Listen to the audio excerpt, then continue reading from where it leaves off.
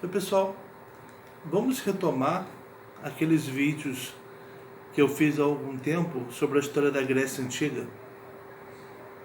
Lembra que eu falei das civilizações micênica e minoica, a queda delas, a entrada da Grécia na Idade Negra, Idade das Trevas, o ressurgimento da Grécia a partir dos anos 700, por volta dos anos 700 antes de Cristo, onde a Grécia entrou no chamado período clássico.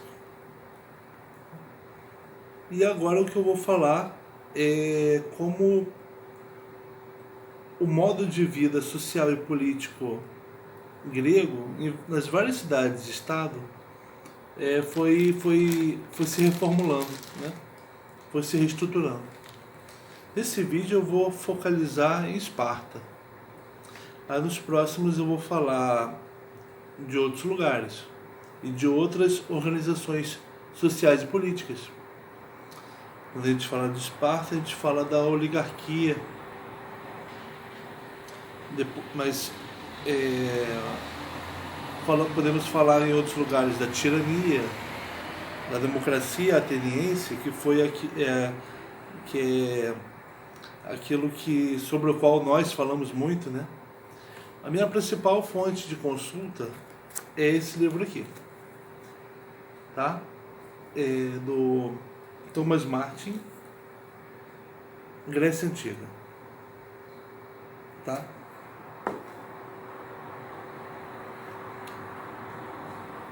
Com o fim da Idade das Trevas se deu com a retomada da produção da agricultura pelos gregos, principalmente porque foi introduzido ferro para fazer instrumentos de agricultura melhores, né? Com o aumento da produção e também com o aumento das trocas comerciais com o Oriente, a população pôde crescer nas diferentes cidades e estados. Esparta, ela é localizada no Peloponeso. Peloponeso é uma região da Grécia que fica ao sul, mais ao sul, né? E considerando essa região, ao sul dessa região fica Esparta, a sudeste dessa região, mas não tão ao sul a ponto deles terem fácil acesso ao mar. O acesso ao mar é difícil, era 25 milhas de distância, indo mais para o sul.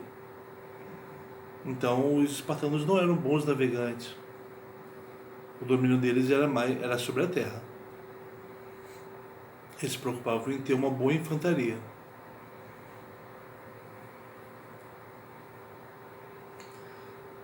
Os espartanos, eles, pela história, né, se diz que o início de Esparta ocorreu a partir de 4 pequenos territórios, dos quais 2 tinham domínio dos outros 2. Esse domínio era sob a força de arma e obrigavam esses lugares a produzirem para eles, né? Escravizava, tinha um domínio territorial sobre os outros territórios, obrigava esse repasse de bens, né, de consumo. Aos poucos, um desses territórios vai se desenvolver mais do que os outros, vai ser um centro urbano, vai ser uma cidade mais desenvolvida, mas o restante da população, dividida nos outros territórios, não vai passar para aquele. para esse território mais desenvolvido. Ele vai ser o território mais urbanizado, mas a população vai continuar espalhada. Com o passar do tempo, esses 4 territórios vão se unificar, e aí vai ser o início de Esparta. Podemos considerar que Esparta surgiu nos anos 700 a.C. e vai declinar no ano de 465 a.C. Então vamos ter aí por volta de 300 anos, em que ele vai se desenvolver como a cidade-estado mais poderosa da Grécia, porque tinha um exército mais poderoso, a infantaria mais poderosa.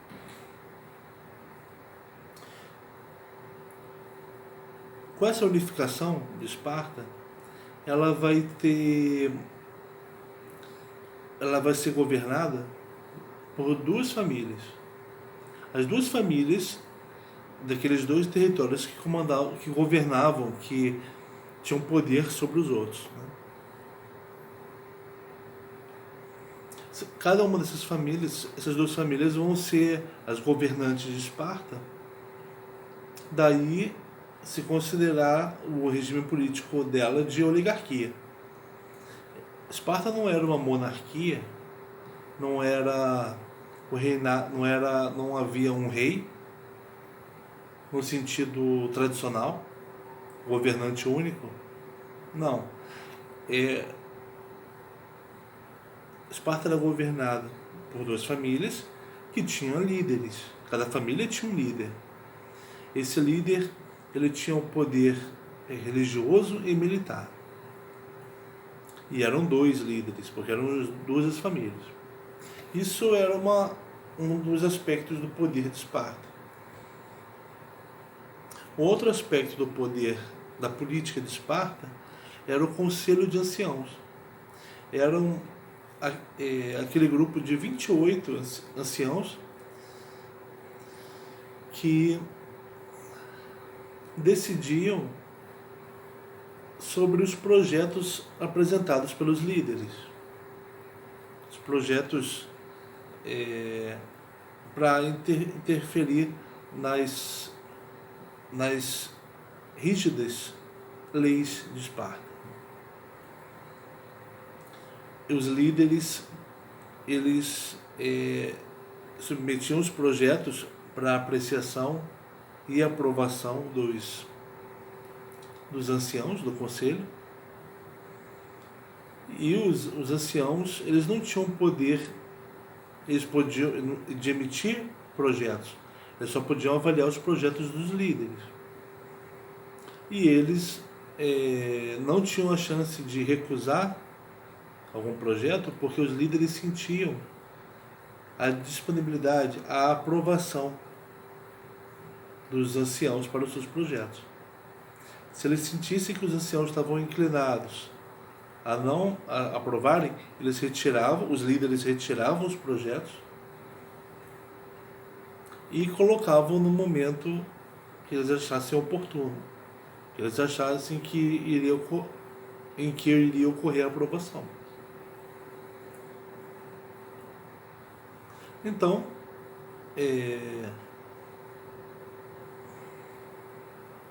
esse poder de avaliação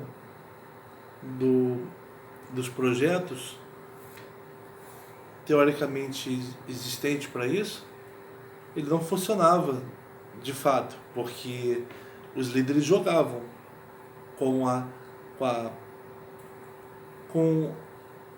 a disponibilidade deles, dos anciãos, de aceitarem ou não. Não havia um contraponto real entre os reis e os anciãos. Uma outra parte do poder era exercida pelas assembleias. Assembleias que eram um grupo de homens eleitos pelos cidadãos. Os cidadãos eram sempre os homens adultos de Esparta e livres, votavam e elegiam a Assembleia. A Assembleia, o poder dela era de fiscalizar o trabalho do rei, garantir que o rei ia seguir as leis de Esparta. A Assembleia era como o representante dos cidadãos. Zelavam pelos direitos, zelavam pelas leis da polis. Enquanto os reis, eles zelavam pelo interesse deles próprios e da família deles. Mas havia um acordo. A Assembleia dizia: nós não vamos... você mantenha, reis, mantenham o respeito, a obediência às leis, e nós não vamos julgar vocês e talvez prendê-los. E eles tinham poder para isso. E os reis falavam para a Assembleia: mantenham... eles concordavam, né? Os reis concordavam.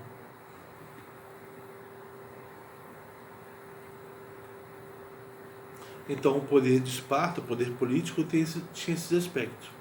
As leis de Esparta não eram escritas, eram transmitidas de geração para geração, oralmente e pelo comportamento, pelos costumes.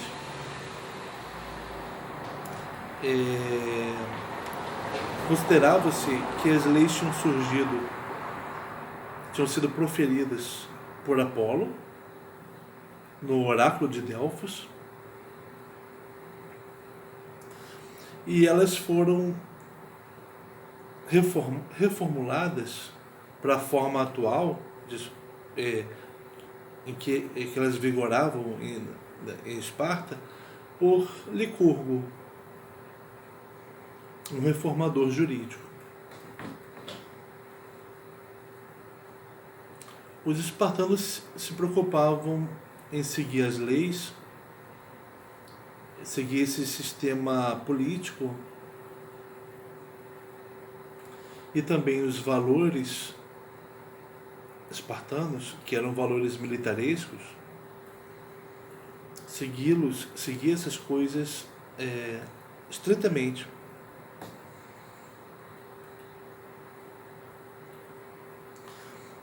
A relação de Esparta com os vizinhos era de exploração. Os territórios, os povos no entorno de Esparta foram conquistados militarmente mas não perderam a liberdade. Eles tinham que dar uma parte grande do que produzissem na terra, com os animais, com instrumentos, incluindo armas, dar uma parte grande do que produzissem para Esparta. Mas não eram perturbados além disso. O que vai acontecer é que vai chegar um momento em Esparta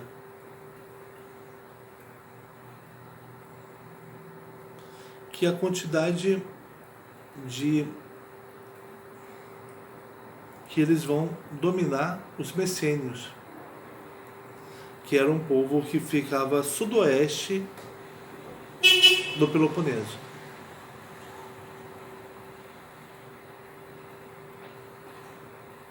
Os messênios vão ser invadidos, dominados e escravizados pelos espartanos.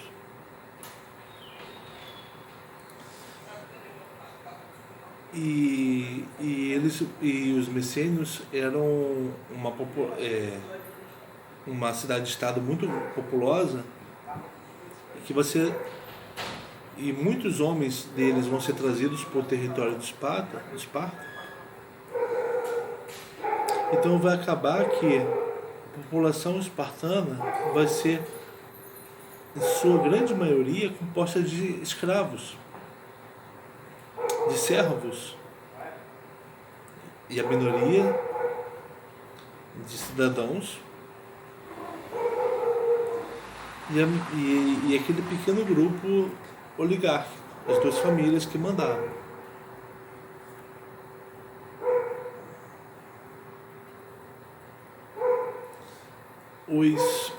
Os servos, eles não eram proibidos, que os servos, né, os messênios que tinham sido trazidos para Esparta, não eram proibidos de terem propriedade, mas eles tinham que dar metade de tudo que produzissem para as oligarquias. E além disso, eles tinham que trabalhar nas terras e nos trabalhos domésticos dos cidadãos comuns. Os donos desses escravos não eram essas famílias dos cidadãos comuns. Era toda a comunidade, era toda Esparta, toda a comunidade espartana. Mas eles trabalhavam em cada família, nas terras dessa família e nos serviços domésticos dessa família.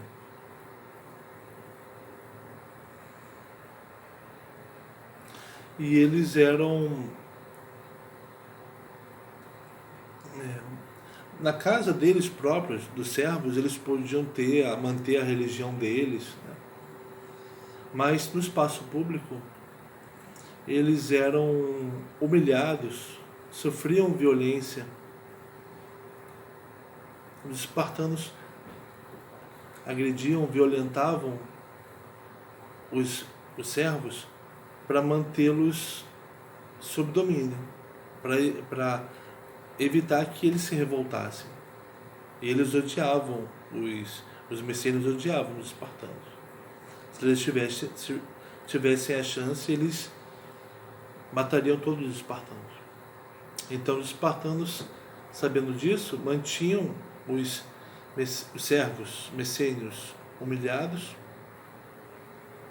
os pais, melhor dizendo, os treinadores, né, queriam que as crianças vissem aqueles servos como indignos, como homens que não valiam nada, que tinham que ser escravizados mesmo.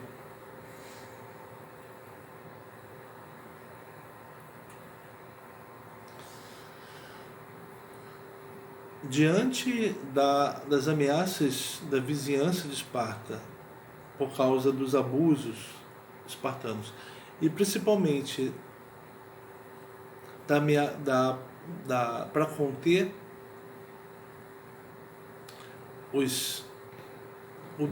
para manter o domínio dos escravos, o modo de vida espartano era militar e era rígido. Desde o início da vida, o espartano ele aprendia a ser um soldado pensando na manutenção dos valores e das leis de Esparta, que eram muito mais importantes do que qualquer plano individual que eles pudessem ter. Nem tinha espaço para isso, nem existia algo como direitos individuais. Isso vai ser uma coisa que vai começar a existir em Atenas.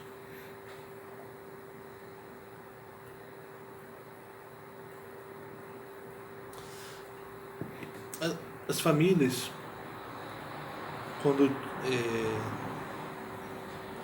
tinham meninos, né, os meninos viviam com seus pais biológicos até os 7 anos de idade. Completando essa idade, de lá eles eram retirados e eram enviados para barracas de treinamento, onde eles viveriam até os 30 anos de idade. Esses meninos, eles treinavam lutas, treinavam uso de armas, eles caçavam,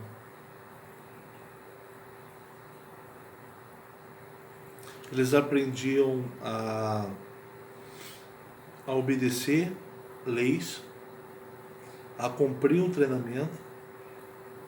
Eles eram ameaçados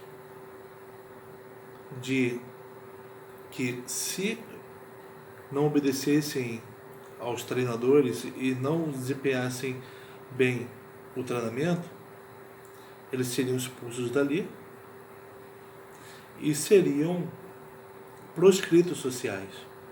Eles seriam pessoas sem direitos na cidade. Um limbo social. Qualquer época, qualquer momento desses 7 aos 30 anos em que houvesse fracasso no treinamento, a pessoa era excluída e ia para esse limbo social. Não era nem escravo, nem cidadão.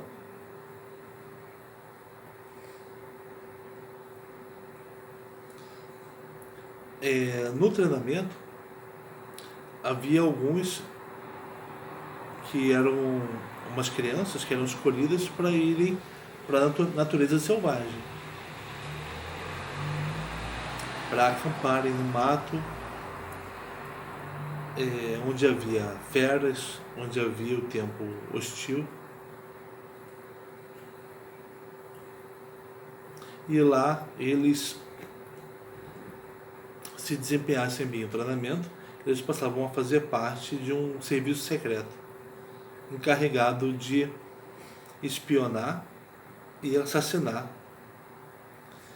aqueles escravos suspeitos de estarem organizando revoltas. Cumprido esse primeiro treinamento, as crianças, agora adolescentes, eles iam para turmas menores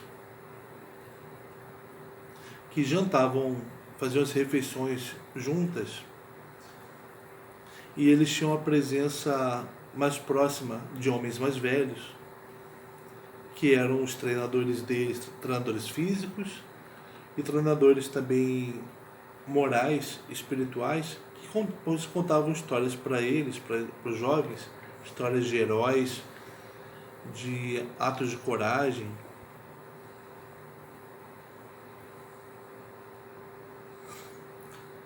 Em alguns casos havia um relacionamento entre um homem mais velho, até os 30 anos, que era o limite para eles habitarem essas turmas, de menos de 20 garotos, né? O homem mais velho e um dos jovens. O relacionamento entre eles, relacionamento afetivo, que envolvia o sexo, envolvia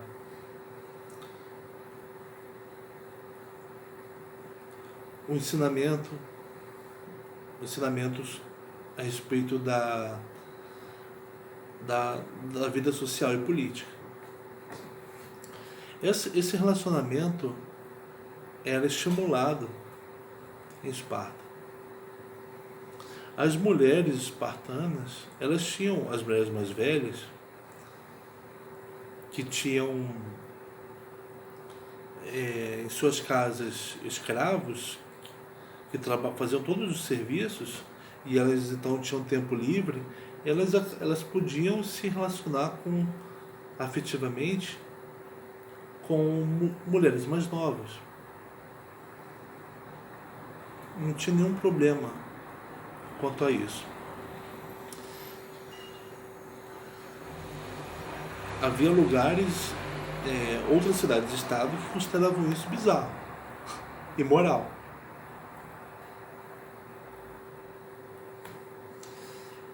As mulheres, inclusive casadas, né, que tivessem cujo marido não as conseguisse fazer engravidar, elas podiam procurar outros homens para engravidar. Elas queriam engravidar, ter principalmente garotos, para serem os defensores da cidade-estado. Mas se tivessem garotas, elas também iam treinar. Elas usavam peles de animais e treinavam com os garotos. Mais uma coisa que era considerada estranha pelas outras cidades e estados.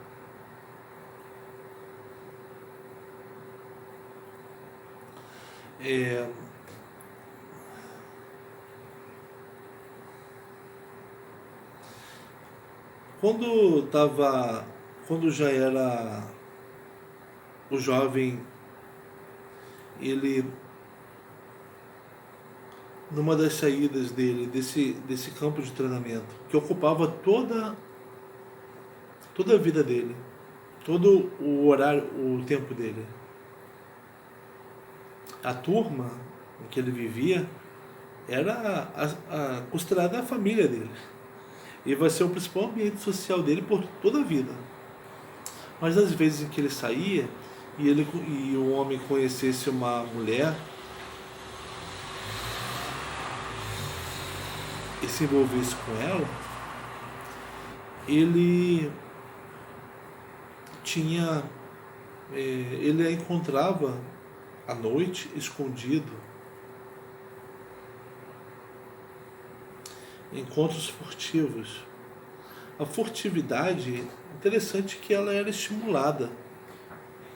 Esparta tinha esse corpo de cidadãos defensores das suas leis e tradições, mas ela estimulava desde do garoto a uma restrição comportamental, a restrição do que eles poderiam comer. Eles eram feitos, eles eram obrigados, tinham restrição alimentar para serem obrigados a roubarem e jamais serem descobertos. Se fossem descobertos, seriam humilhados publicamente. Estavam desgraçados. Até o adulto que, se tivesse uma mulher, ele era obrigado a fugir à noite para ficar com ela.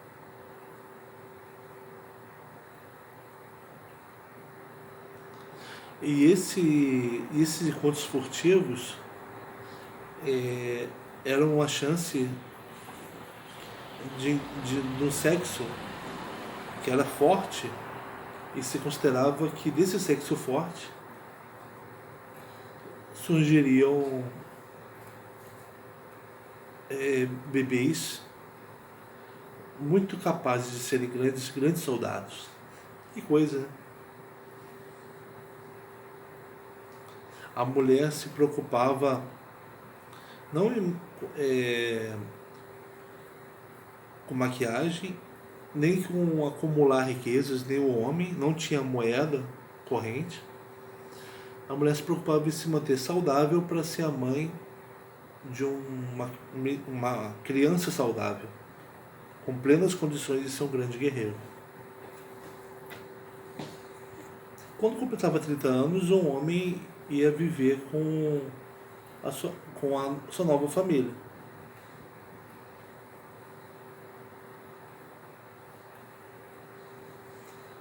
As mulheres, elas eram consideradas livres, com bastante liberdade em Esparta, as mulheres não escravizadas.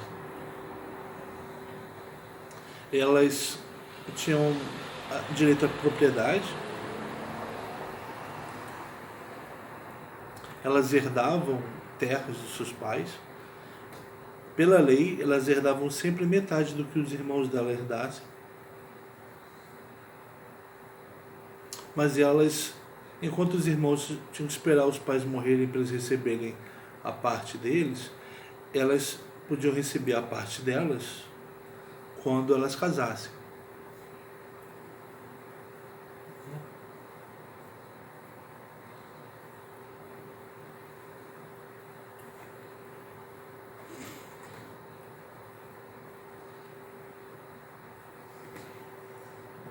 O fim de Esparta vai ser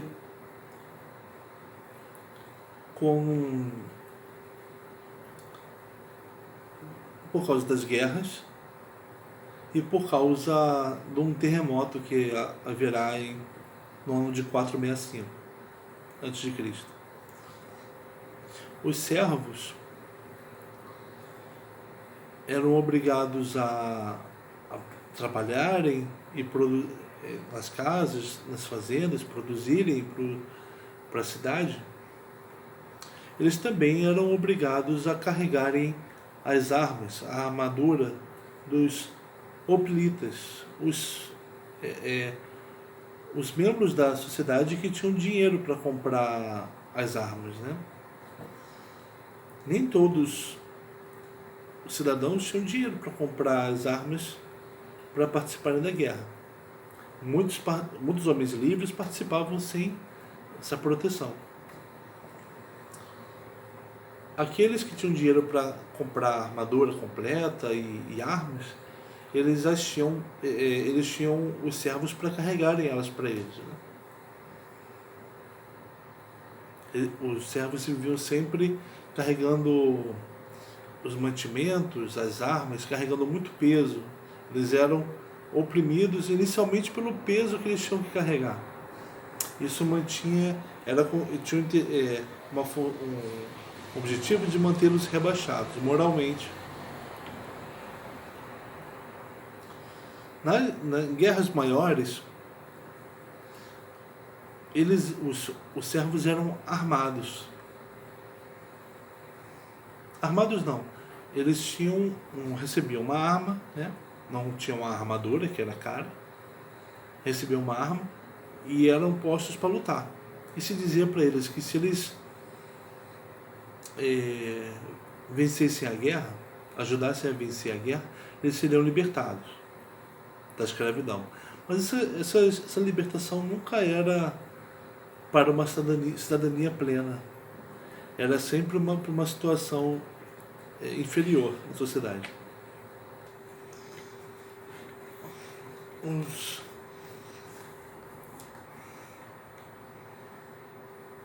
Então os servos lutavam do exército. Tinha uma situação que,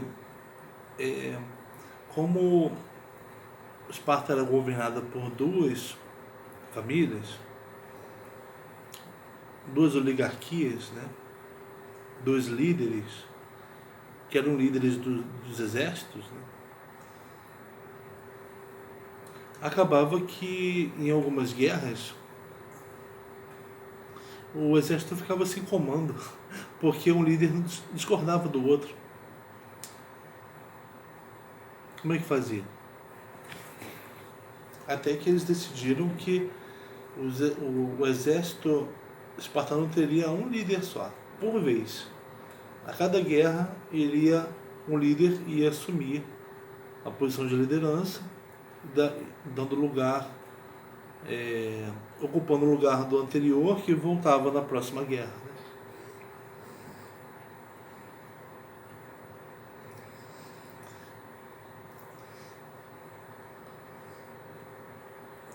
Os servos, eles tinham, eles procuravam a chance de se revoltarem e acabarem com os espartanos. E eles encontraram essa chance, a ocasião perfeita para isso, no ano de 465 a.C., em que haverá um grande terremoto que vai matar uma parte da população, vai causar uma confusão e vai ser a chance desses messênios escravizados de matarem muitos espartanos, que já vinham morrendo em grande quantidade nas guerras, mas agora vão morrer dentro de casa. Esses homens que se fizeram em cima, que basearam a sua vida social e sua economia na exploração de outros povos, e por isso precisavam viver com medo, inclusive adoravam o medo como se fosse um deus, acreditavam que a sociedade seria coesa se adorasse o medo, eles viviam esse medo e a reação a esse medo, a partir de um militarismo, a partir de regras rígidas que tomavam conta da vida inteira deles. A criança pequena, quando estava sendo treinada, ela não podia falar muito, falar só o necessário. Daí a palavra lacônico. Os espartanos ocupam um lugar que também tem o nome de Lacedemônia. Os habitantes de Lacedemônia são os lacônicos. Mas lacônico para nós tem o sentido de aquele que tem poucas palavras. Por causa da criança e do jovem que não podia falar mais que o necessário. Eles eram lacônicos.